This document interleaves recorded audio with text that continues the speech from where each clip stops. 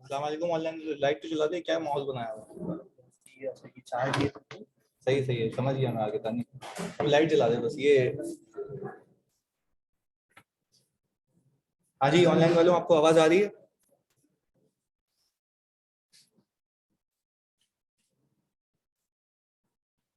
आएगा भाई आएगा, तू नजर नहीं आ रहा, तू आ गया। इधर आ जा यार जल्दी।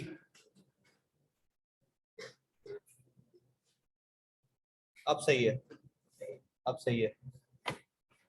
अच्छा यार तिलावत हो जाए जानी, कोई भी आप कर लें तिलावत।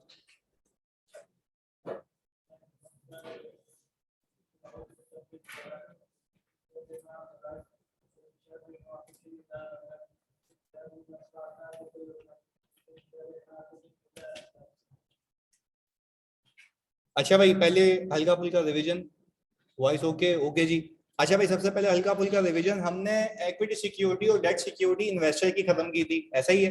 पहले ये बता दो जो क्विज दिया था उसमें पूरे नंबर किसके आए? दो? बस दो? आज दोगे? क्विज की बात हो रही है। सही है, ओके। चलो ये भाई मेक श्योर कि उसको कंप्लीट करो, तुम्हारे लिए है वो। अब सिस्टम ऐसा लगा दिया गया है कि you don't need to search for quizzes. आपको एक ही जगह वो आई थिंक डॉक्यूमेंट भी लगाया है उसने, वो डॉक्यूमेंट में लाइन से आ रहे हैं, आपने जब भी क्विज देना है वहां पे जाके दे सकते हैं। मैं फिर बता दूं, फेलियर का रीजन ये होता है कि we are not able to pick the requirement. अब जब वो चीज भी रिजॉल्व हो रही है तो आपने देना है वो, सही है जी। और फिर मैंने कहा है कि मैंने 5,000 रुपये उसको देने जो हाई अचीवर होगा। चलो एक भी नहीं, 3 हाई अचीवर्स को, सही है जी। दोबारा नहीं दे सकता बेटा, तू तो मुझसे सब ले ले। तेरे को आज तक मना किया पैसों को मैंने?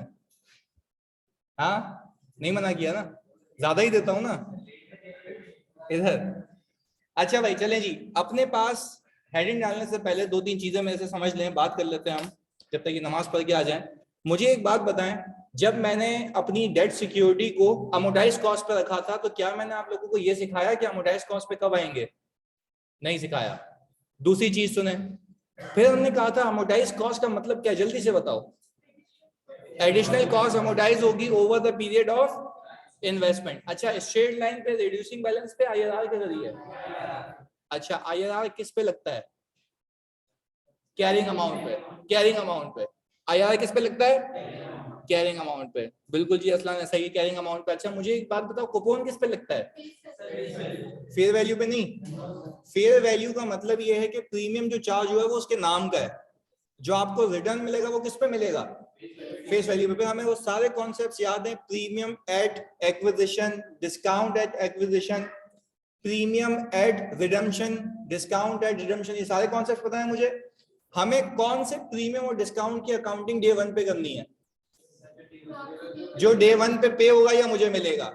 आखिर वाला जो प्रीमियम है उसकी अकाउंटिंग मैं नहीं करूंगा, आईआरआर के जरिए खुद ब खुद हो जाएगी। वेरी गुड यार। और जो आखिर वाला डिस्काउंट है उसकी भी हम अकाउंटिंग नहीं करेंगे क्योंकि वो भी खुद ब खुद हो जाएगा। Very good. फिर मैंने कहा था जब मैं फेयर वैल्यू थ्रू, अच्छा ये क्यों लाजमी है, क्योंकि इसमें फर्क रखना। तुमने पास पेपर किया था, बहुत मामूली सा था, सही जी इधर। फिर मैंने कहा कि भाई अगर मैं फेयर वैल्यू थ्रू ओसीआई पे रखूं तो मना नहीं है। इनिशियल रिकॉग्निशन किस पे होगी?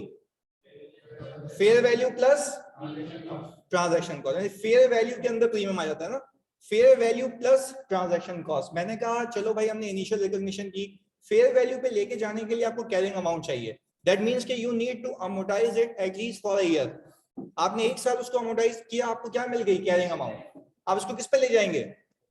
फेयर वैल्यू पे। इसका चेंज कहां जाएगा? ओसीआई में। वेरी गुड, ओसीआई में जाएगा। तो मुझे एक बात बताओ, अगले साल की जो ओपनिंग होगी, सोच के बताना, अगले साल की जो मैं ओपनिंग रखूंगा फेयर वैल्यू रखूंगा या कॉन्ट्रैक्ट की अमाउंट? आप बोलेंगे सर ना कैरिंग अमाउंट ना फेयर वैल्यू, कॉन्ट्रैक्ट की अमाउंट, क्योंकि यहाँ पे मुझे कॉन्ट्रैक्ट को अलग रखना है और फेयर वैल्यूएशन को अलग रखना है, तो हमें दोनों को अलग चलाना है। अच्छा, अलग करने की लॉजिक याद है ना कि ओसीआई के बैलेंस पे इंटरेस्ट चार्ज होना नहीं चाहिए। वेरी गुड, आगे सुनिएगा। फिर मैंने कहा कि आगे भी ऐसे ही चलेगा। एक चीज समझा दो मुझे, अगले साल जब मैं फेयर वैल्यूएशन करूंगा, बहुत सुकून से जवाब देना ही है, अगले साल जब मैं फेयर वैल्यूएशन करूंगा बच्चों, तो मुझे एक बात बताओ, अगले साल की जो कैरिंग अमाउंट होगी क्या वो कॉन्ट्रैक्ट की अमाउंट होगी या कुछ और होगी? वापस से मैं सवाल सुनो, अगले साल के आखिर में मुझे फिर फेयर वैल्यूएशन करनी है, तो अगले साल के आखिर में जो मेरी कैरिंग अमाउंट होगी, मेरा सवाल ये है क्या वो कॉन्ट्रैक्ट की कैरिंग अमाउंट होगी या कुछ और होगी? कैसे? क्योंकि आपने जो ये साल शुरू किया होगा वो फेयर वैल्यू से किया होगा, वो सिर्फ अकाउंटिंग के लिए आपने अलग रखा था। तो आपने किया ये कि साल शुरू किया फेयर वैल्यू से, उसमें से आपने कुछ अमोर्टाइज किया, और जो आपके पास बच गया वो क्या आ गया? Carrying amount. उसको भी किस पे लेके जाएंगे? फेयर वैल्यू पे। गेन या लॉस कहां जाएगा? ओसीआई में। चलो अगर मैं आखिर बात ये आपको बता दूं कि अगर मैं इसको मेच्योरिटी तक ले आया, मेच्योरिटी का मतलब ये है कि इस सिक्योरिटी का आखिर, इसको हम कहते हैं रिडम्पशन डेट। क्या कहते हैं? Very good. ये सारे जार्गन इसलिए यूज करता हूं एमसीक्यूज में, मैंने रीड भी करवानी है बुक, सही है जी, जो एज पर कमिटमेंट है। क्विज़ कमिटमेंट के हिसाब से उन्हें समरी वीडियो दूंगा और तो ये बुक रीडिंग करेंगे ताकि एमसीक्यूज वहां पे हमसे हैंडल हो जाए। सुनिएगा, रिडम्पशन डेट पे अगर मुझे फेयर वैल्यू नहीं दी हुई तो रिडम्पशन वैल्यू भी वही होगी, फेयर वैल्यू के इक्वल। अच्छा, तो रिडम्पशन वैल्यू फेस वैल्यू होती है? उससे ज्यादा भी हो सकती है, उससे कम भी हो सकती है। अगर रिडम्पशन एट प्रीमियम है तो ज्यादा होगी, अगर रिडम्पशन एट तो वो अकॉर्डिंगली। वेरी गुड यार, बिल्कुल परफेक्ट सर, यहां तक ये रिवाइज हो गया। पर एक और चीज, फेयर वैल्यू थ्रू पीएनएल में मैं जो इनकम बुक करूंगा वो आईआरआर से करूंगा ना, कूपन से। अच्छा, कूपन किस पे लगाऊंगा? कैरिंग अमाउंट पे, फेस वैल्यू पे?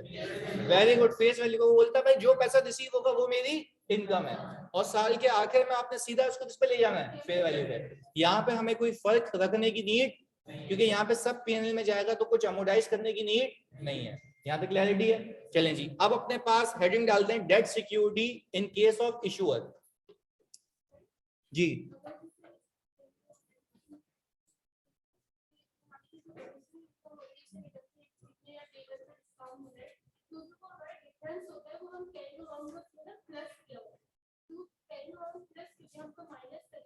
डिस्काउंट माइनस होता है ना, प्रीमियम प्लस होता है।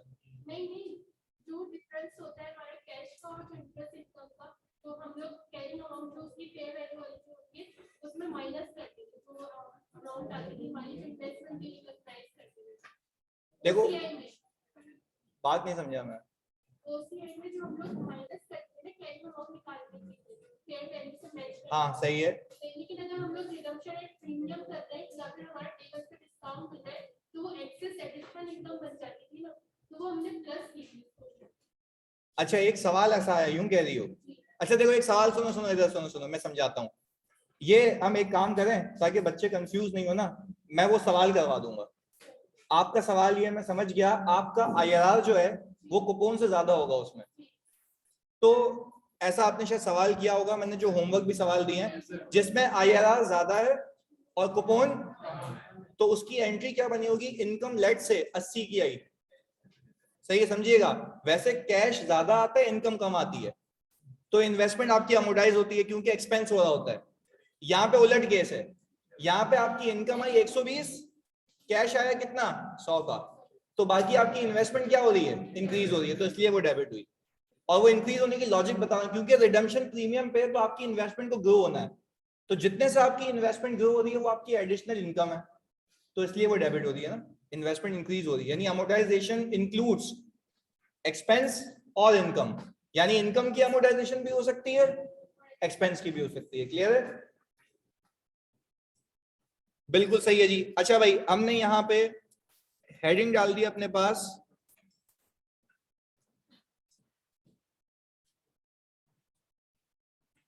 अब हम किसकी अकाउंटिंग सीख रहे हैं?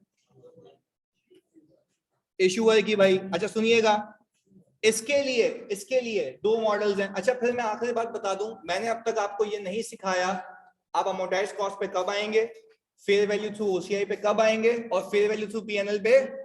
मैं अगेन एंड अगेन इसलिए कह रहा हूं ताकि इसमें कंफ्यूजन नहीं हो, क्योंकि वो एक मैकेनिकल बात है, वो आखिर में बता के कहानी खत्म कर दूंगा। अकाउंटिंग सीख लेते हैं, सही है जी।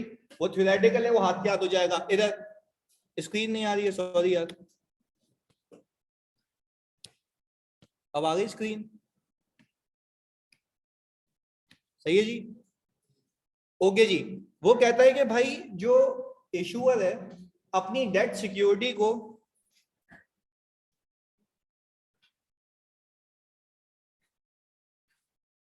या तो इस पे रखेगा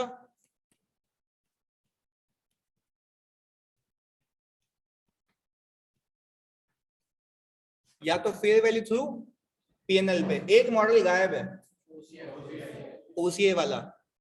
जब मैं आपको ये वजहें बता दूंगा कि कब किस पे आना है, तो ये भी समझ आ जाएगा कि यहाँ पे फेयर वैल्यू थ्रू ओसीआई क्यों नहीं होता। सही है। अब रिपीट कर रहा हूं, हमने इक्विटी सिक्योरिटीज में देखे कितने मॉडल हैं? 2, fair value through OCI, fair value through PNL. फिर हमने डेट सिक्योरिटी में देखा कितने मॉडल हैं? 3। इन्वेस्टर के केस में, इश्यूअर के केस में कितने हैं? फेयर वैल्यू थ्रू पीएनएल और अमोर्टाइज्ड कॉस्ट। चलें जी आगे देखते हैं। भाई यहाँ पे एक फ्रेमवर्क समझते हैं। पहले मुझे एक बात बताओ, जैसे कंपैरिजन कर रहा हूं मैं, हमारे जो इन्वेस्टर बाबू हैं वो इन्वेस्टमेंट करते हैं डेबिट, कैश करते हैं क्रेडिट। तो जो हमारा इशूअर है इसके पास पैसा, और इसके लिए पहली क्लास को याद करो, या तो डिबेंचर पेएबल होगा, या तो बॉन्ड पेएबल होगा, या तो टीएफसीज होंगे, टर्म फाइनेंस सर्टिफिकेट पेएबल, कोई भी नाम दे दो। इसके लिए ये फाइनेंशियल ऑब्लिगेशन है। क्या ये? डेफिनेशन रिवाइज करते हैं। A contract which give rise to financial asset for one party and financial liability और इक्विटी ऑफ अनदर पार्टी। तो हम ये देख रहे हैं कि अगर किसी बंदे ने मुझे डेट की सूरत में पैसे दिए उधार, तो उसकी अकाउंटिंग इस बंदे की तो सीख चुके हो। वो कौन है? इन्वेस्टर है। अब किसकी सीखेंगे? इशूअर की। यहां तक बात क्लियर है? अच्छा भाई, तो हमें ये देखना है कि हम यहां पे बॉन्ड या अगर डिबेंचर पेएबल की अकाउंटिंग सीखेंगे तो वो क्या होगी। पहले तो ये फ्रेमवर्क क्लियर हो गया कि ये इसके लिए एसेट है, उसके लिए क्या है? लायबिलिटी है। और वो डेफिनेशन से भी प्रूवन थी बात, ऐसा ही है। अच्छा भाई, इसके बाद अब समझते हैं, और ये बहुत ही अहम कॉन्सेप्ट है। अगर ये दिमाग से गया ना, आज की पूरी क्लास इस पे है कि भाई लॉजिकली समझो, फिर हम पास पेपर ही पास पेपर करेंगे, दैट्स इट, कहानी खत्म। फिर इधर सुनो, मैंने ये कहा कि भाई यहां पे आईआरआर का मतलब होता है एक्चुअल इनकम। भाई मैं गलत लिखूं तो मुझे बता देना, क्या मैं सही लिखा है? आईआरआर का मतलब क्या होता है? Actual income. कैसे पता?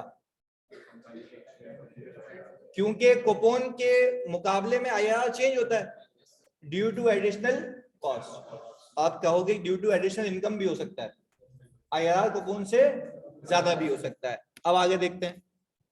मैंने कहा यहां पे जो आईआरआर होगा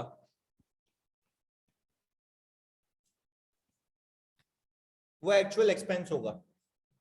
लॉजिकल बात करते हैं, सुनना एक एक चीज।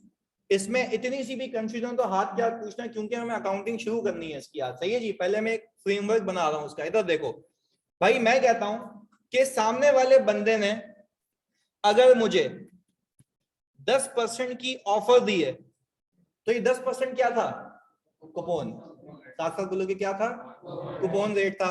ये 10% का कूपन जो सामने वाला मुझे ऑफर कर रहा है, इसकी इनकम है, इसका एक्सपेंस है। बात आई समझ? इसकी इनकम है, एक्सपेंस है। अच्छा आप गेम देखें, मैं आपको समझाता हूं दोनों का गेम क्या है। सुने, इसने प्रीमियम पे किया,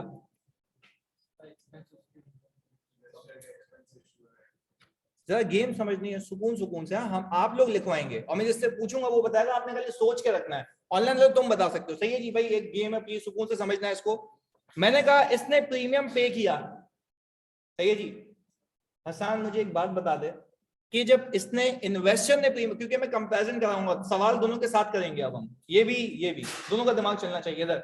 हसान मुझे एक बात बताओ, जब इसने प्रीमियम पे किया है तो इससे इसकी इनकम कम हो गई या ज्यादा हुई, ये क्या हुआ? भाई ये कह रहे हैं इससे इन्वेस्टर की इनकम, क्योंकि इसकी एडिशनल। वेरी गुड यार। तो क्या मैं कह सकता हूं मेरी एक्चुअल इनकम यानी मेरा आईआरआर इससे कम हो जाएगा? यहां तक क्लैरिटी है? आगे सुनते हैं। तो जाहिर सी बात है, इसने प्रीमियम रिसीव किया जो कि ये वापस इसने अपने नाम के पैसे लिए हैं। अच्छा जी, तुम मुझे ये बताओ कि इसने जो प्रीमियम रिसीव किया है, क्या जानी इसके लिए ये इनकम है? पर यूं नहीं कहेंगे, अब बोलने का तरीका चेंज करना है। बोलने का तरीका ये कि जो उसको प्रीमियम मिला है उस बंदे का इस चीज से एक्सपेंस कम हो जाएगा। सोचने का तरीका डेवलप करते हैं ना। यूं नहीं कहा उसकी इनकम है, मैं क्या ये कह सकता हूं कि उस बंदे का एक्सपेंस जो होता अब वो क्या हो जाएगा? या सर ये वाली बात नहीं समझ आ रही, समझिएगा मेरी बात सुकून से। उसने बोला कि मैं 10% दूंगा, तो 10% एक्सपेंस है ना उसका, 10% से कम होगा किस वजह से? अच्छा, यानी आप ये कह रहे हैं कि आइडियली इशूअर का, देखो ये वो गेम्स हैं कि मैं अकाउंटिंग तो यूं करवा देता पर लॉजिकली कभी नहीं समझ आता। क्या मैं कह सकता हूं कि इस केस में इशूअर के एक्सपेंस की कुछ बचत है? तो इशूअर के एक्सपेंस की अगर कुछ बचत है तो मेरे ख्याल से उसका एक्सपेंस कम हो गया। उसका एक्सपेंस कम हो गया तो उसके लिए आईआरआर का मतलब होता है एक्चुअल एक्सपेंस। तो एक्चुअल एक्सपेंस 10% होगा या उससे कम? क्योंकि उसका फायदा है, तो फायदा हो गया तो क्या इनकम में चला गया? एक तो लोग बोलेंगे तुझे पैसे दे रहा हो, इनकम भी तू वाह भाई वाह, मतलब माशाल्लाह। तो समझने की बात यह है कि उसको जो एडिशनल इनकम का तो बेनिफिट मिला है उससे उसकी कॉस्ट क्या हो गई? कम हो गई। तो क्या हम ये कह सकते हैं IRR with respect to issuer is actual expense? बात क्लियर है? चलें जी आगे सुनिएगा। तो सर हम ये कह रहे हैं इसका आईआरआर, अब बच्चे पता है क्या करते हैं, रट्टा लगाते हैं, it is directly proportional to premium. तो भाई क्यों डायरेक्टली प्रोपोर्शनल? भाई लॉजिकली समझ लो, रट्टा लगाने की नीड नहीं है। अच्छा अब सुनो, ये प्रीमियम, अब वापस से हाँ एक एक गेम वापस, मैं इन्वेस्टर हूं, मैंने प्रीमियम पे किया, तो ये मेरी जेब से क्या हुआ? एक्सपेंस। तो मेरी इनकम क्या हो जाएगी? मेरा आईआरआर कम हो जाएगा, कम हो जाएगा। अभी बिल्कुल अपने शब्दों का उपयोग सही करना है इधर जल्दी। मैंने कहा उधर आ जाओ। इशूअर है, इशूअर ने बोला है कितने परसेंट देना है? 10%। आइडियली उसका एक्सपेंस कितना? पर मेरे ख्याल से अब कम हो जाएगा क्योंकि उसकी कुछ बचत हो गई, उसको प्रीमियम मिला है। आओ जी अब एक गेम, हसन तू ही बताएगा वापस, तू किसने एक गलत बोला था अभी इधर।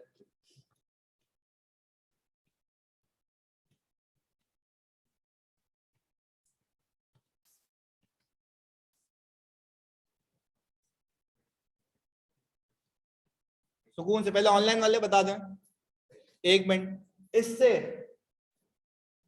तू इसका सोच के बैठा हुआ है ना, मुझे उसका बता दे इन्वेस्टर का। वेरी गुड, चल इशूअर का ही बता दे। इशूअर का आईआरआर इससे ज्यादा होगा या कम?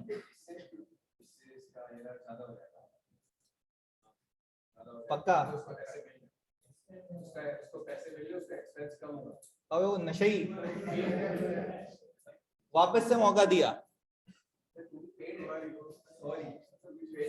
हाँ एक्सपेंस बढ़ रहा है। क्या हसन मोदी वाला सही कह रहे हैं कि जो इशूअर है उसका एक्सपेंस, यानी आप यूं कहना सर कि इसका एक्सपेंस 10% नहीं है, 10% से, क्योंकि वो ओवर एंड अबव कुछ और भी पे कर रहा है, उसका नाम क्या है? Premium eight redemption. तो इसकी कॉस्ट इंक्रीज हो गई तो इसका आईआरआर। अच्छा भाई अब इधर देखिएगा, premium to be received at redemption. हाँ जानी आईआरआर, हाँ हाँ तू बता, इसका आईआरआर ज्यादा हो जाएगा या कम? कोई मसला नहीं, सोच आराम से सुकून से। एक मिनट जानी, बातें नहीं अभी इधर। हाँ इंक्रीज होगा, सबको लॉजिक बताओ। In this class you have to across logics, बता सोच। मुझे 10% मिल रहे हैं, पर क्या मुझे अब 10% मिलेगा या और ज्यादा मिलेगा? और ज्यादा मिलेगा। कैसे पता लगेगा और ज्यादा मिलेगा? क्योंकि मुझे आखिर में प्रीमियम मिल रहा है, यानी जितने मैंने पैसे आज दिए उससे ज्यादा मिलेंगे तो ये मेरी एडिशनल इनकम है। एडिशनल इनकम बोले तो मेरा IRR, भाई याद रहेगी ये बात। चलिए जी, तो आप ये कह रहे हैं कि इस केस में इसका IRR, सर ये तो सही हो गया ना, इधर भी कम उधर भी कम इधर भी ज्यादा। नशेइयों ऐसा नहीं करना एग्जाम में, याद करना है इधर तमीज से। इधर चलो एक और चीज अभी फंसाता हूं तुम लोगों को इधर, अभी किसी और से पूछते हैं।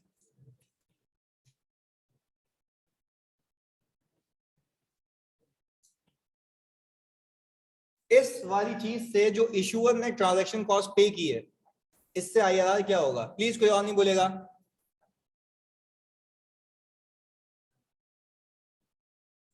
एक बच्चा कह रहा नो इफेक्ट। भंगी, राफे, इनकम की बात नहीं करेंगे आप यहाँ पे, कतई इनकम की बात नहीं करेंगे आप यहाँ पे।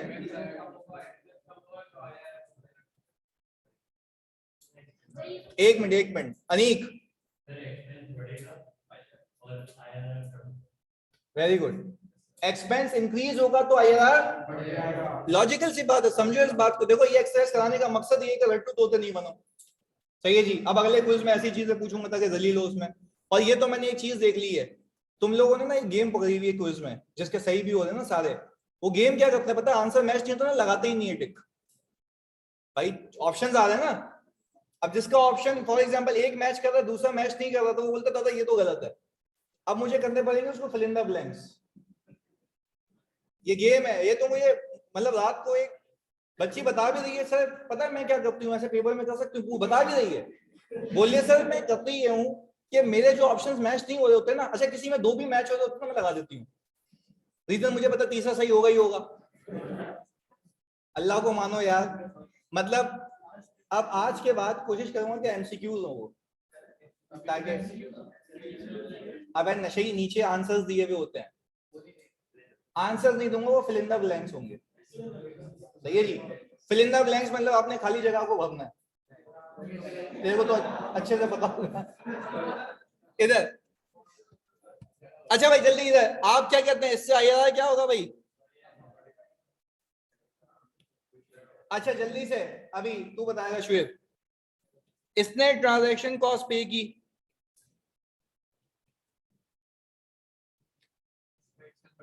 इसका एक्सपेंस बढ़ जाएगा तो IRR भी लानत दी शक्ल पे। इसकी इनकम है, इनकम भाई आपने ऊपर क्या लिखा है? एक्चुअल इनकम और एक्चुअल एक्सपेंस। भाई इसके पर्सपेक्टिव से सोचना है क्या? कहां निकल जाते हो तुम लोग इधर। सही है। इधर अल्लाह की कसम ये अगर नहीं करूं तो मुझे 100% पता है भंडमार क्या होगा एग्जाम में। इधर चलें भाई आगे, आखिर आखिर आखिर फिर हम सवाल पे चलते हैं। अच्छा पहले बताओ ये गेम समझ आई IRR की? इधर अच्छा भाई अब आगे, डिस्काउंट रिसीव्ड एट एक्विजिशन, आ जानी IRR रीजन इनकम इंक्रीज हो रही है, तो सर इसने कहा कि IRR।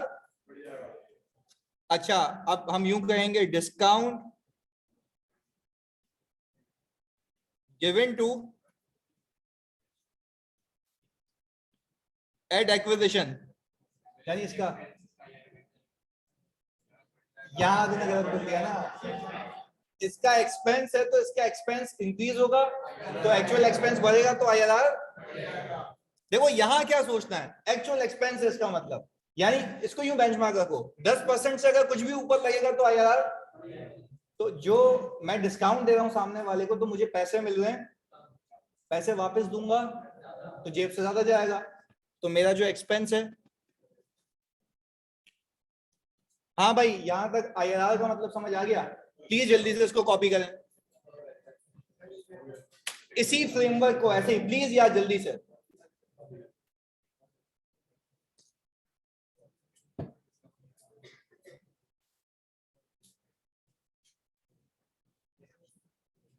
हमने अगर फॉर एग्जांपल इशूअर इन्वेस्टर को डिस्काउंट दे रहा है, वो ये बातें नहीं, इशूअर अगर इन्वेस्टर को डिस्काउंट दे रहा है तो हम ना लॉजिकल सी बात है, वो कह रहा है कि आप आज मुझे पैसे कम दें और मैं आपको रिडीम करूंगा ज्यादा, सही है।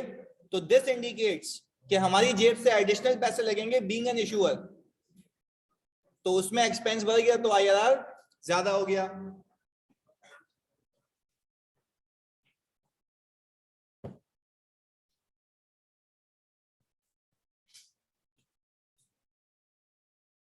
अल्लाह करे 5 नंबर का सवाल है, बताएं कि इम्पैक्ट बताओ आईआरआर को। बंगी सबसे पहले तू ही गलत करेगा, अब सही करेगा। तुम लोगों का रिजल्ट कब है? सीएस 4 पे एक बच्चा है, रोज काउंटडाउन लगा रहा है, 30 दिन हो गए, आज 29 दिन लगा रहा है।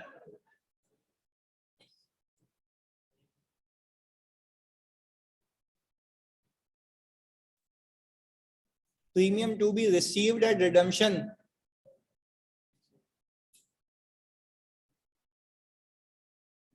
कौन से वाले केस की बात कर रही हो भाई?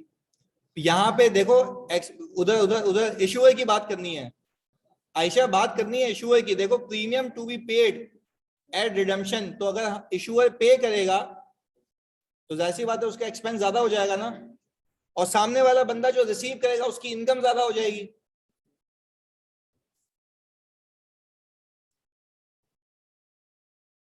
गौतम वापस से रिपीट कर देता हूं मेरी जान, मैंने कहा कि अगर रिडेम्पशन पे,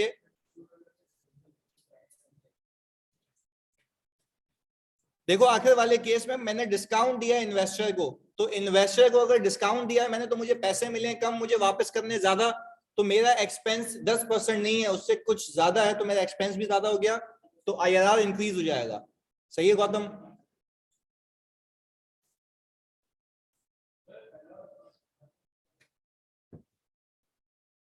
इशूअर प्रीमियम, भाई तुम इन्वेस्टर हो, तुमने उसको 100 के बॉन्ड के लिए तुमने 105 दिए, तो अब उसकी 5 रुपए की इनकम हो गई ना। हाँ तो इनकम हो गई तो जाहिर सी बात है उसका एक्सपेंस कम हो गया ना, यहाँ पे तो एक्सपेंस बुक करता है ना वो। सही है।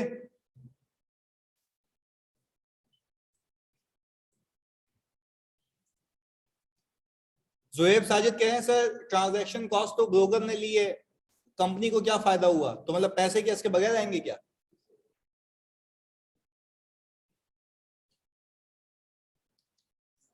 निकाह के लिए मौलवी को पैसे देता है ना, उसको क्या फायदा है?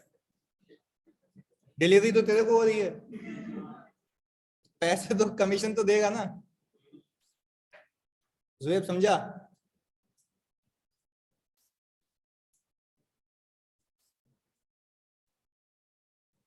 भाई कॉपी हो गई या ऐसे लिखने को दिया था?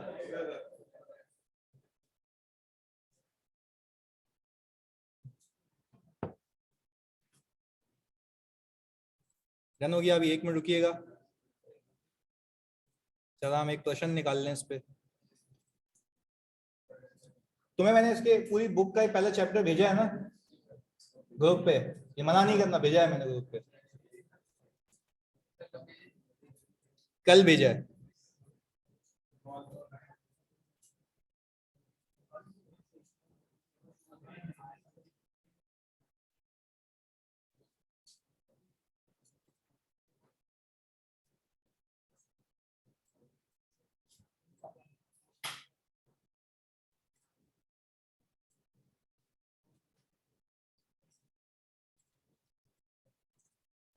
ट्वेंटी 8 तक के सोल्यूशन भी भेज दूंगा आज इधर। अच्छा प्लीज फोकस करिएगा, पहली अकाउंटिंग करने जा रहे हैं हम। अच्छा भाई वो कह ये रहा है कि भाई 10,000 बॉन्ड जनवरी 1 को इश्यू किए गए, एक बॉन्ड कितने का है? 100 रुपए का, कैरिंग अ रिटर्न ऑफ 10%। बोल रहा है कि भाई रिडम्पशन इसकी है 31 दिसंबर 2022 पे। ट्रांजैक्शन कॉस्ट कितनी है भाई? अच्छा अब मैं जिससे पूछूंगा वो जवाब देगा इस बात का, अनीक, बल्कि अनीक नहीं, अपना यार क्या नाम भूल गया इसका मैं, सचिन। सचिन एक बात बता, इसका आईआरआर ज्यादा क्यों है? कोई और प्लीज नहीं बोलेगा, ऑनलाइन वाले बोल सकते हैं। सचिन इसका आईआरआर क्यों ज्यादा है?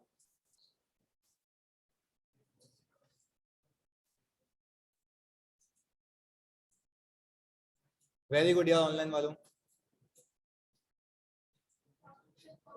ट्रांजैक्शन कॉस्ट की वजह से।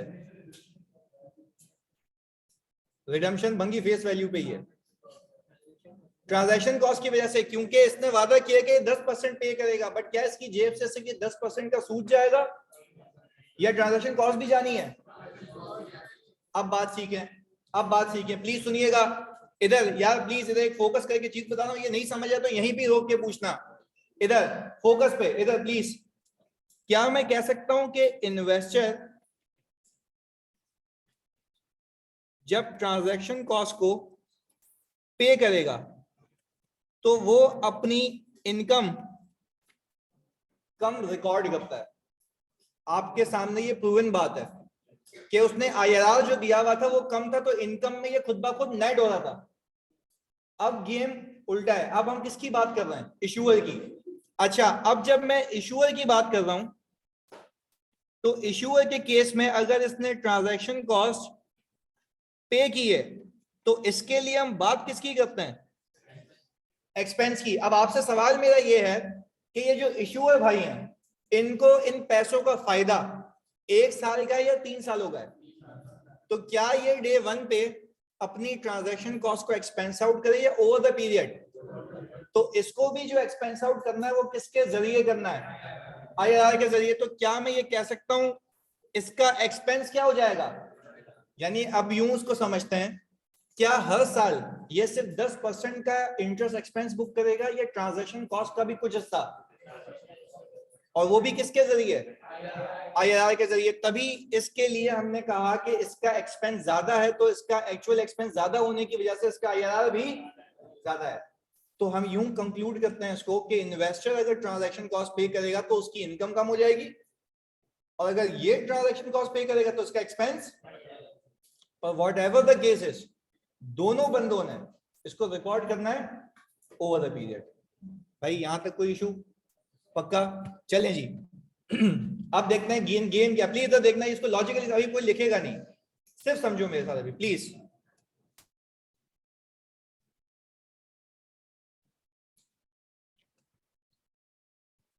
अच्छा भाई, ये 10,000 बॉन्ड्स हैं, एक बॉन्ड कितने का भाई? 100 का। ये कितना आ गया? 1 मिलियन। ऐसा ही है। अच्छा भाई, क्या कोई हमें प्रीमियम रिसीव हुआ? नो सर, इस वाले सवाल में कोई प्रीमियम नहीं है। अब एक और बात यहां पे प्लीज फोकस करना है, मिस नहीं करनी है चीज।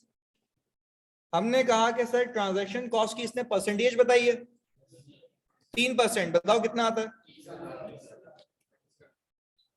30,000। अब समझे, अब आपको पैसे मिल रहे हैं, या आप देखो ये बहुत लॉजिकल बात है, इसको मिस नहीं करना एग्जाम में। अब आपको पैसे मिल रहे हैं या आप पैसे दे रहे हैं? दे रहे हैं ना, दे रहे हैं ना भंगियों, पैसे आ रहे हैं, हम इशूअर हैं, हमने सिक्योरिटी दी है, हमें उसके अगेंस्ट में क्या मिल रहे हैं?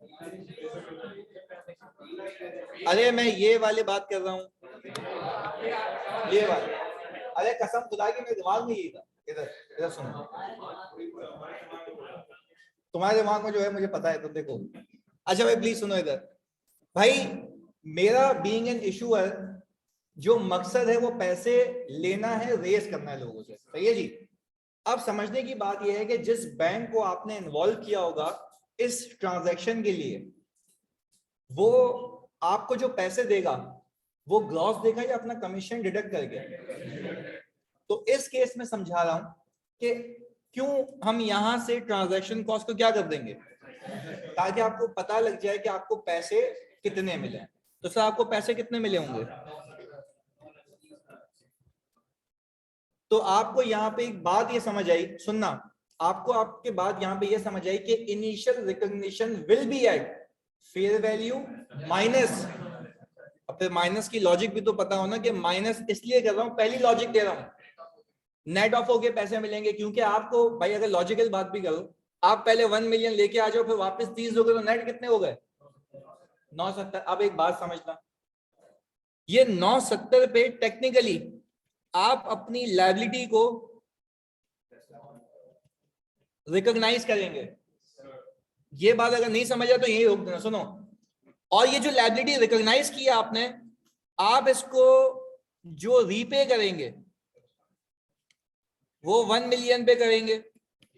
तो दैट मीन्स के यहां से यहां तक का जो सफर है तो वो आप ओवर द पीरियड IRR के जरिए बुक करेंगे।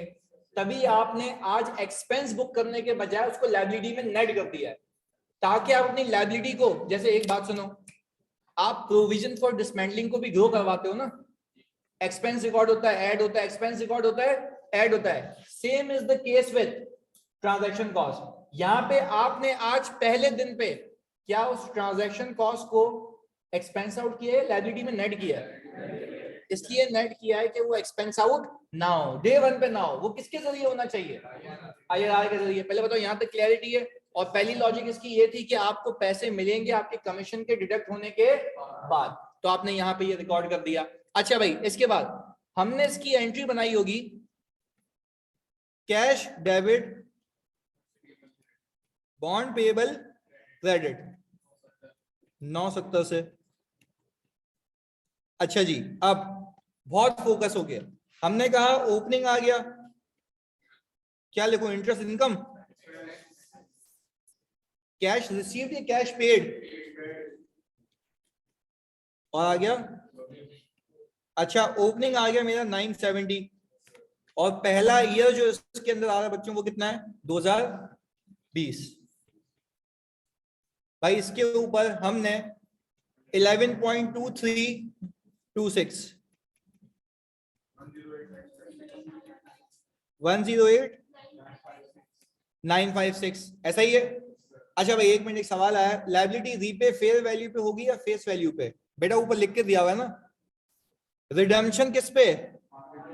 पार वैल्यू पे। और आपको ये सवाल ही नहीं करना चाहिए, क्योंकि रिडम्पशन पे फेस वैल्यू और रिडम्पशन वैल्यू क्या होती है? सेम होती है। सही है सर। जब रीपे 1 मिलियन करना है तो फिर इनिशियल रिकॉग्निशन। अच्छा भाई मिशेल का एक सवाल है हमारी बहन का, कि सर रीपे जब हमें 1 मिलियन पे करना है तो आज आप कम क्यों रिकॉर्ड कर रहे हैं? मुझे आप एक बात बता दें, क्या मैंने कम इसलिए रिकॉर्ड किया क्योंकि मुझे ट्रांजैक्शन कॉस्ट को एक्सपेंस आउट नहीं करना था, इसलिए मैंने उसको लायबिलिटी में क्या किया? नेट कर दिया। चलो एंट्री बना के देख लेते हैं ना। अभी हमने ये वाली एंट्री बनाई है ना, अगर मैं लायबिलिटी को 1 मिलियन पे रिकॉर्ड करता, ऐसा ही है, तो मुझे बताओ फिर मुझे ट्रांजैक्शन कॉस्ट को क्या करना पड़ता? एक्सपेंस आउट, जो कि अलाउड नहीं है, क्योंकि डे वन पे आप नहीं कर सकते। उसको आपने करना है कितने सालों में? 3 सालों में। क्लियर है? जल्दी बता दें भाई आप, ये मैंने पहली लॉजिक दे दी इसकी। ओके इधर। अच्छा भाई मुझे जल्दी से तुम लोग बताओ, कैश कितना दूंगा मैं? 1 लाख रुपए। अच्छा अब इधर देखें प्लीज, पहले एंट्री फिर क्लोजिंग बैलेंस। हमने कहा हमारी जेब से कैश गया 1 लाख रुपीस का, हमने इंटरेस्ट एक्सपेंस बुक किया 108। यार मुझे एक चीज लॉजिक बता दो तो मजा आ जाएगा। राफे ये ज्यादा एक्सपेंस क्यों आ रहा है? ट्रांजैक्शन कॉस्ट का कुछ हिस्सा बुक हुआ है। अच्छा तो वो कुछ हिस्सा बुक होकर लायबिलिटी में जमा होना चाहिए, तो हमने कहा कि भाई यहाँ पे बॉन्ड पेएबल, तो सर वो तो 30,000 थी। आहिस्ता आहिस्ता सर, अगले साल कुछ, फिर अगले साल कुछ, ऐसा ही है। क्लोजिंग कितना आ गया? 97। भाई यहां तक क्लैरिटी है? चलें जी, हमने कहा भाई 2021 पे आ गए 978 956 पे हमने ये परसेंटेज लगा दी 10, और ये फिर 1 लाख रुपीस, और क्लोजिंग 988,918। सर इसकी भी एंट्री बना दें। ये आ गया हमारे पास इंटरेस्ट एक्सपेंस,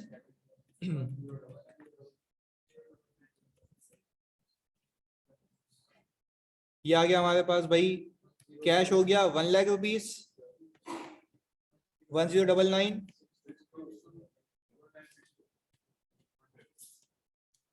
ये हमारी लायबिलिटी इंक्रीज होती जा रही है।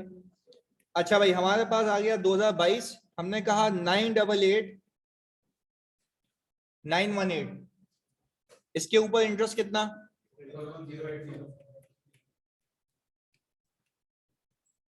आखिर में कितना आ गया? यही है भाई। अच्छा भाई, हमने आखिर में एक इंटरेस्ट एक्सपेंस की एंट्री बनाई। कैश हो गया हमारा क्रेडिट, और कैश हो गया हमारा क्रेडिट भाई 1,00,000 रुपीज से, और सर 1,111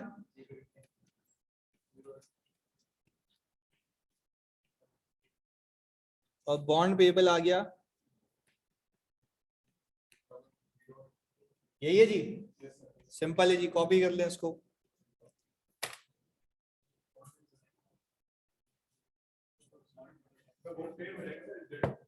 हाँ, आखिर भी एंट्री बना लो आप, बॉन्ड पेबल को और कैश को क्रेडिट।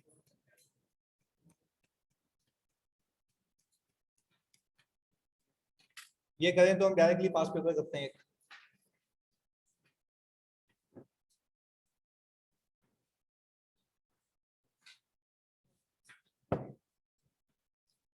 ये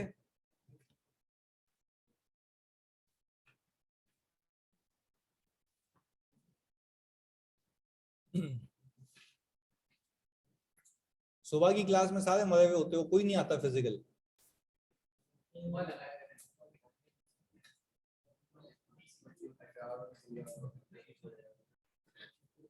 सही है भाई, शाम ठीक है, ओके।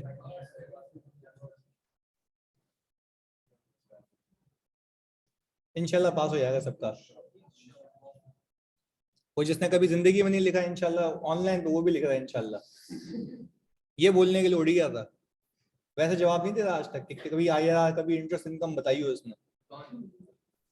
अब वो फीमेल है ना, कैरेक्टर ऐसा बोल नहीं सकते।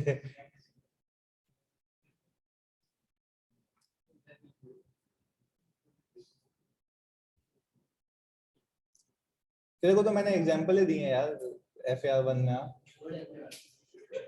Extra curricular activities.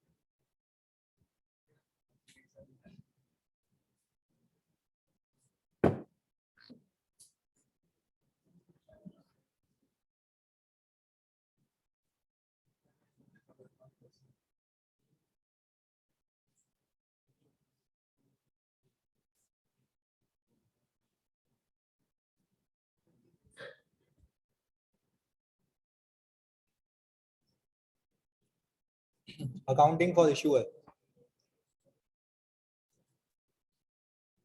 हो गया कॉपी?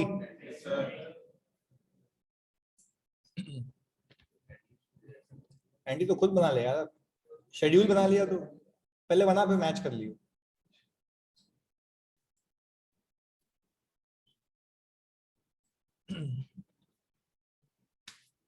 आई थिंक अब हो गया होगा कॉपी।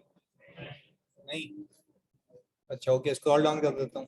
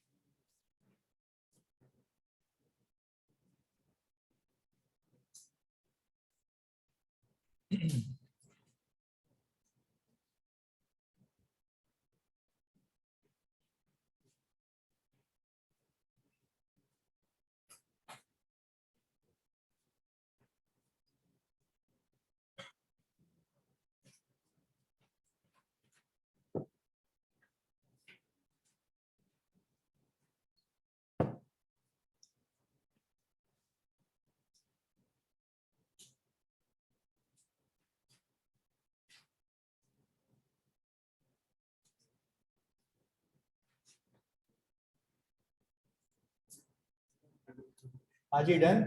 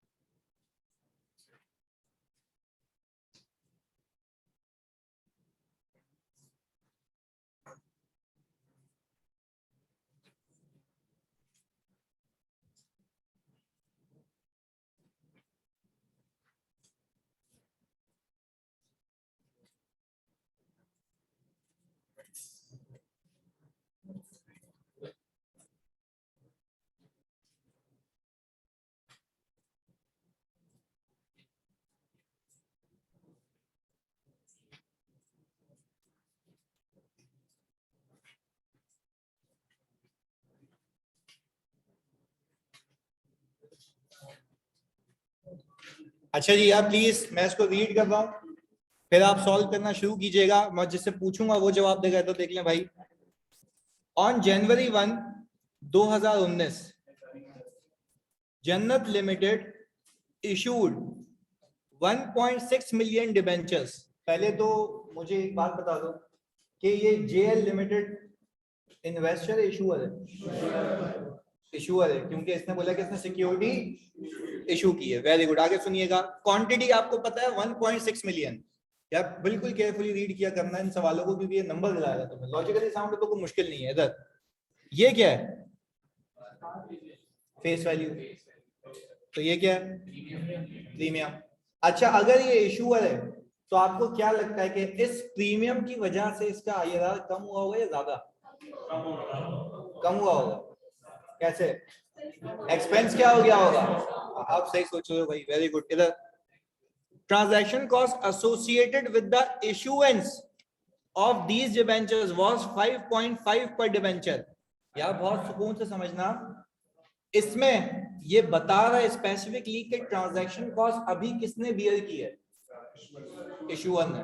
तो आप फिर अकॉर्डिंगली ये हिसाब किताब करिएगा। मैं फिर रिपीट कर रहा हूं, अगेन एंड अगेन कह रहा हूं कि इसमें अल्फाज को पिक करें। Transaction cost associated with the issuance, तो ये कौन बियर कर रहा है? इशूअर। अगर इन्वेस्टर के लिए कुछ नहीं कहा, ना कुछ परसेंटेज दिए, तो दिस मींस के इन्वेस्टर से रुपया भी चार्ज नहीं हुआ। अगर तो ऐसा सीन है, सही है जी। आगे, the coupon interest rate is per annum. चलो अल्लाह का शुक्र है कि सालाना है ये। अच्छा भाई, एनुअली खुशी limited purchase 0.32 million of these debentures. ये केएल कौन है? इन्वेस्टर। अच्छा, अगर ये इन्वेस्टर है तो क्या ये पूरी 1.6 मिलियन की अकाउंटिंग करेगा? जितने इसने परचेज किया हमें उसकी पंचायत करनी है। इधर on January 1 the approximate effective interest rate, ये क्या बोल रहा है?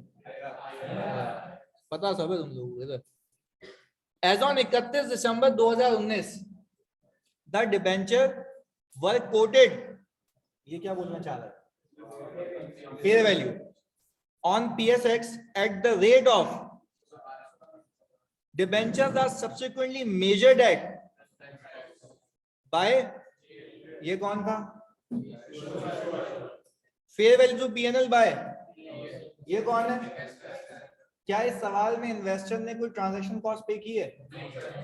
7 मार्क्स के लिए उसने आपको सिर्फ कहा कि आप एंट्री बना के देते हैं 1 साल की 2 लोगों की। जल्दी से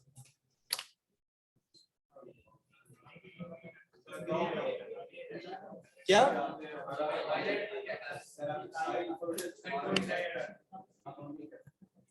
तो इसमें पढ़ा करने वाली क्या बात है? मतलब मोहब्बत से भी बात कर सकते हो ये वाली। इधर आ जा, नहीं आओ, क्या आ जा।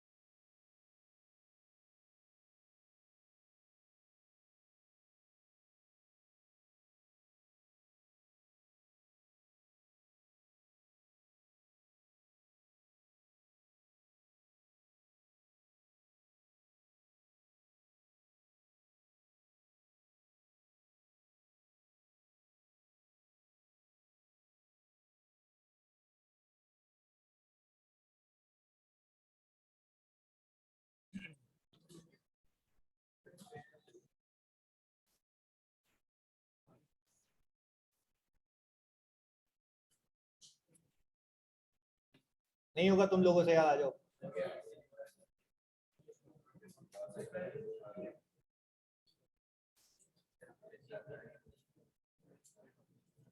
कैश ज्यादा आ रहा है। अब ये देखना है तुमने, अब ये तो असेसमेंट है ना, जब देखो अपने हिसाब से करो, सही करोगे तुम, अपने हिसाब से देखो।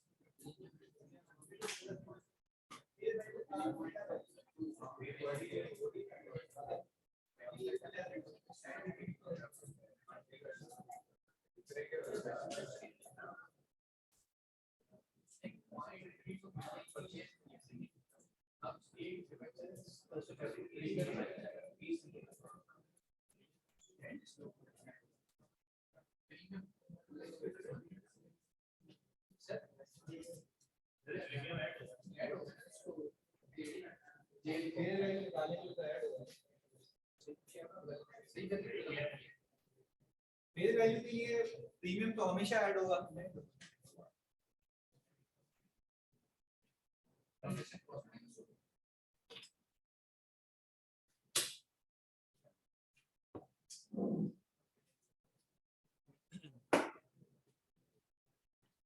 हाँ भाई, मैं करवा दूं सवाल।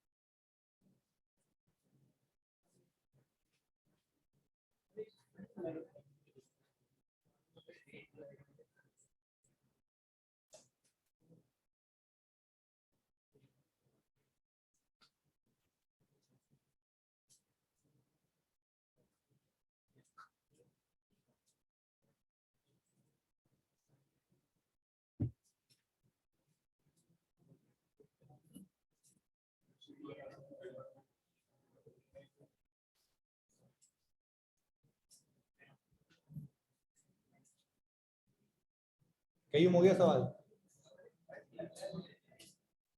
कर ना आखिर तक करना इसको।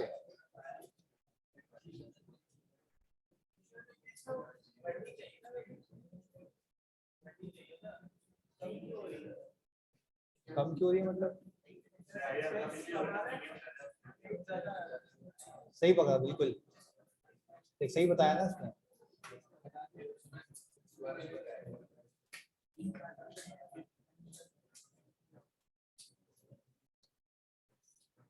आज इंशाल्लाह, आज मुजम्मिल।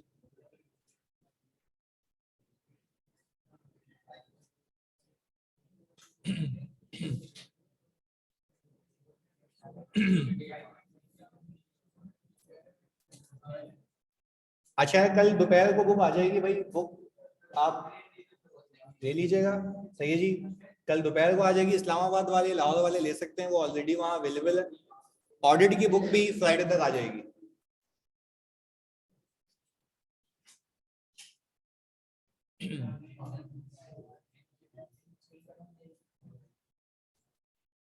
चलिए जी भाई, सबसे पहले कर रहे हैं अभी आप?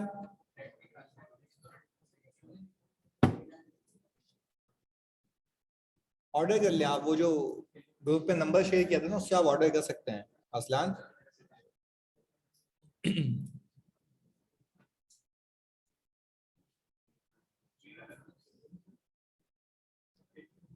हाँ भाई, इन्वेस्टर की इनकम आईआरआर से बुक की है तुम लोगों ने। इन्वेस्टर की जो इनकम है, कितने लोग ऐसे हैं जिन्होंने आईआरआर को यूज करके बुक की है? ना यहाँ पे देखो, कूपन से होगी, अभी रिवाइज कराया पूरा आके क्लास में।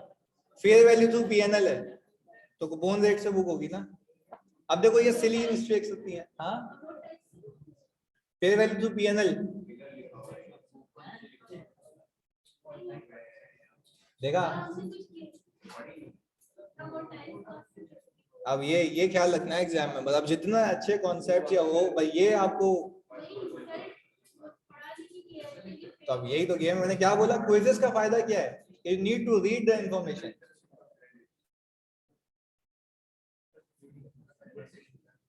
पहले बताओ ऐसे कितने लोग थे जिन्होंने आईआरआर को यूज किया इनकम कैलकुलेट करते वक्त? अम्मी की कसम है। कुछ तो पहुंचे ही नहीं होंगे यहाँ पे, नशे ही अभी वो बच गए।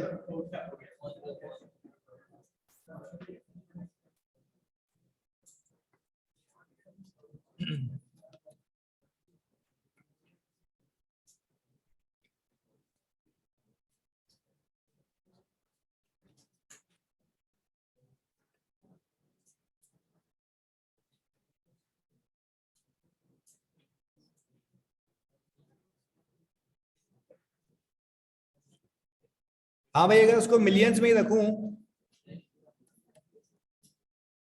तो ये आ गया।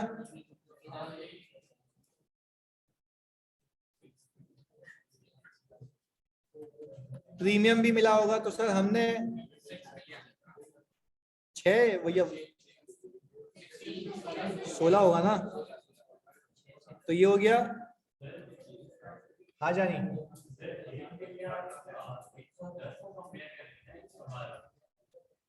समझा नहीं। इन्वेस्टर के लिए ना, जितना उसका हिस्सा है उसके हिसाब से। अभी देखते हैं ना। अच्छा, इसमें कितनी है ये? 5.5 पर डिवेंचर है ना, तो 5.5 इंटू 1.6 कितना आ गया? 18.8 ऐड करूं इसमें, लेस करूं? कितना आ गया? 0.2। अच्छा भाई, अब मैं टेक्निकली देखूं, इधर देखो बच्चों जल्दी से। अगर मैं टेक्निकली देखूं तो इस केस के अंदर, सब सुनो यार सुकून से, फोकस से। इस केस में अगर मैं देखूं तो टेक्निकली मेरी एडिशनल इनकम ज्यादा है और एडिशनल कॉस्ट कम है, तो ओवरऑल आईआरआर मेरा इस केस में कम होगा। ऐसा ही है। तो सर अगर मैं ये देखूं, कूपन कितना ऑफर हुआ था? 16, जबकि ये कितना है? 15। तो सर अब इसकी अगर अकाउंटिंग करूं मैं, तो पहली एंट्री बनेगी जनवरी 1 2019 ही है। अच्छा भाई, आपने कैश किया डेबिट, ये बॉन्ड डिवेंचर है, डिवेंचर है भाई।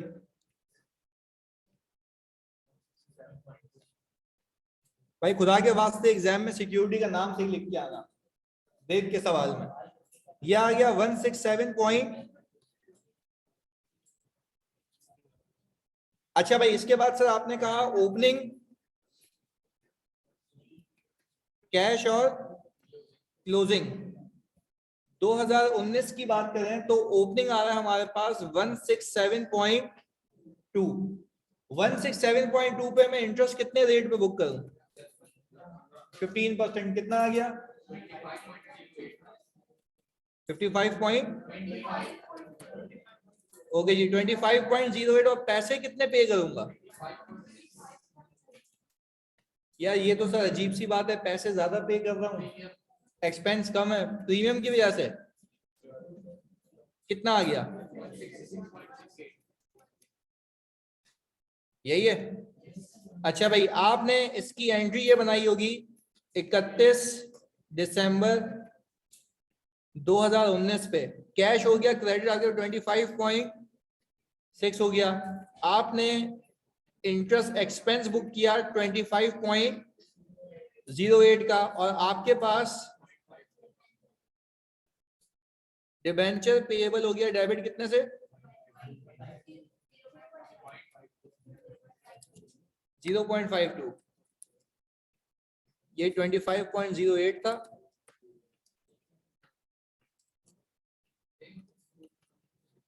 या देखो अगर सिर्फ एंट्री का रट्टा लगाया होता ना तो आपको डेबिट क्रेडिट भी फंस जाते हैं आप। आपको यहाँ पे एटलीस्ट लॉजिक है कि अगर ये डेबिट हो रहा है तो क्यों हो रहा है, क्योंकि अगर एक्सपेंस ज्यादा होता तो मेरी अमोर्टाइजेशन एक्सपेंस की होती और मेरी लायबिलिटी कम होने की बजाय क्या हो रही होती, ज्यादा होती।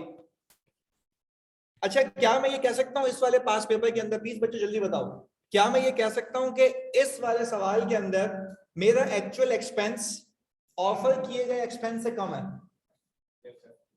ये अजीब से मुंह बना रहे हो, सुन के वापस सुनो।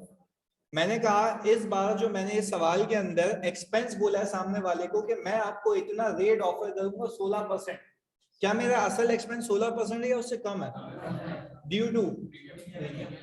तो एक्सपेंस तो स्टिल है बट वो उसके मुकाबले में कम है क्योंकि मेरी हल्की फुल्की बचत हो गई। किस वजह से? प्रीमियम की वजह से।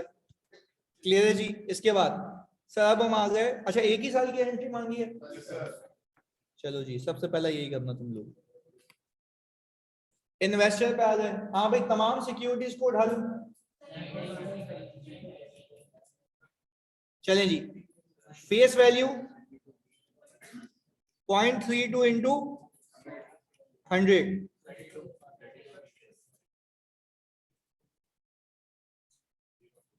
और ये आ गया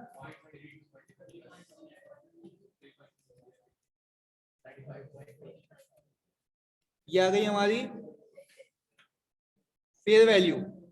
अच्छा अब क्योंकि इसमें इसने ये नहीं बताया कि ट्रांजैक्शन कॉस्ट इसने पे की है तो हम इसको अकाउंट फॉर नहीं करेंगे, तो हमने कहा कि भाई सिंपल पहले दिन पे तो सर आपने इन्वेस्टमेंट की डेबिट, कैश हो गया क्रेडिट, यही है सर। सिंपल ओपनिंग आ गया 35.2, फेयर वैल्यू पे रिकॉग्नाइज हुआ 2019 में। इंटरेस्ट इनकम कैश और पर इसमें एक और छोड़ेंगे, आ गई कौन सी, फेयर वैल्यू की। अच्छा भाई इनकम किस पे रिकॉर्ड करूं, 35.2 पे लगाऊं या फेस वैल्यू पे? फेस वैल्यू पे भाई भाई हमने सीखा है ना जितने पैसे आएंगे उतनी इनकम, सीधा हिसाब किताब। तो मुझे बताओ आपको सामने वाला बंदा क्या 25.6 देगा?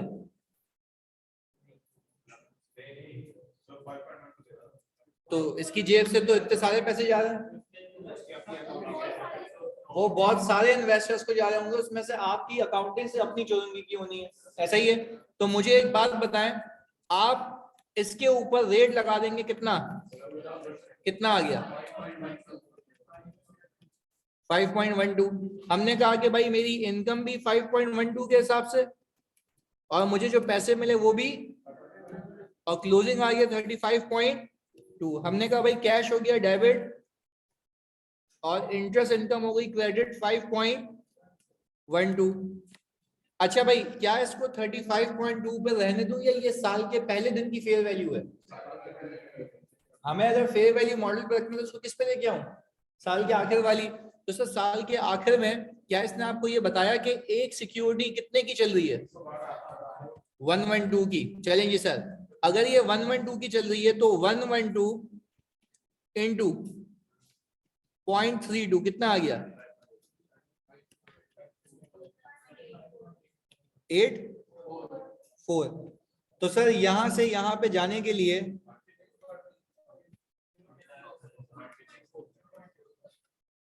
इन्वेस्टमेंट डेबिट और पीएनएल में फेयर वैल्यू गेन। अच्छा इसमें अगर ट्रांजैक्शन कॉस्ट ये पे भी करता तो वो भी क्या हो जाती, एक्सपेंस आउट हो जाती, वो भी पीएनएल में चार्ज होती, वो कभी भी कैपिटलाइज नहीं होती। हाँ भाई सही हो गया था ये, IFRS 9 हैंडलेबल है अगर आपने उसको तमीज से किया हो। सही है जी। अभी हमारी क्लास 8 बजे तक है ना, कभी जिंदगी में बंदा भूलता है, चलो ऑफ कर लो क्योंकि उसकी क्लास 7:45 तक थी ना, इतना बता दो। हाँ क्योंकि उसकी क्लास है ताकि ब्रेक तुम्हें मिल जाए 10 मिनट का। सही है जी, ओके अल्लाह हाफिज।